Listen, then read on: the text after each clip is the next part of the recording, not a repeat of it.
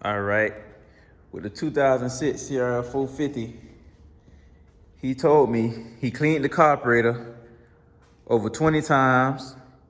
He he cleaned the jets and everything.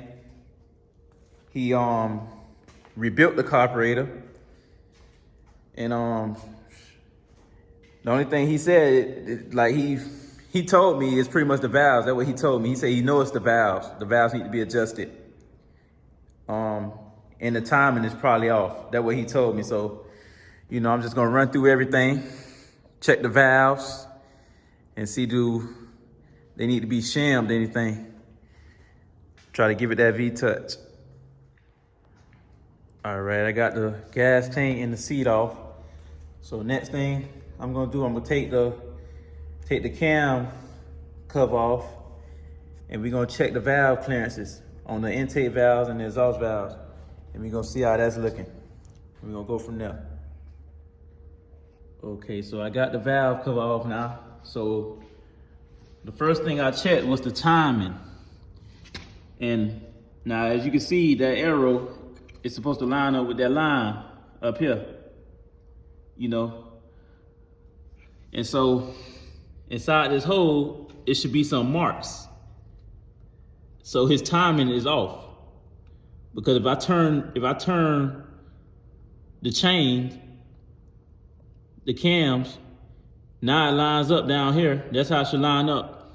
But up here, now the mark is not lined up with that arrow. It should be lined up here. But then, if I go back down here, it's not lined up down there. So his timing is off. That's one of the problems. Okay, so the next thing I'm gonna do is check the valve clearances, since I already checked the timing. So we know his timing is off. Okay, his left valve clearance is good on the intake cam. Now this right one, as you can see, is not going through. So the clearance is too tight on his right intake cam on the intake valve. Now I'm gonna check the exhaust clearances.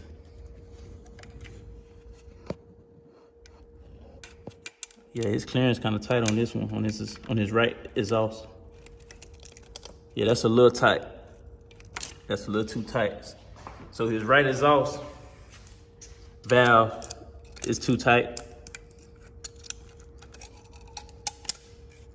Okay, his left one is good. Okay, so I got the cam and everything pulled out. So with these shims, one thing that I do notice is that the shims that's in there, that's say 1.25. You might not be able to see it, but it say 1.25.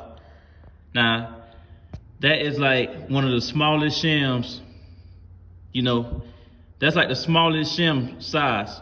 Well, 1.20 is the smallest shim size, so he got a 1.25 in there. So if that 1.20 do not work, he's gonna need some new intake valves.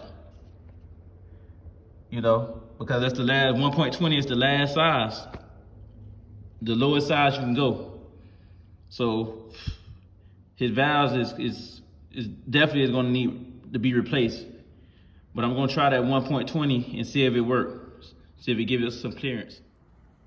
Okay, I got the timing and the valves adjusted, everything together.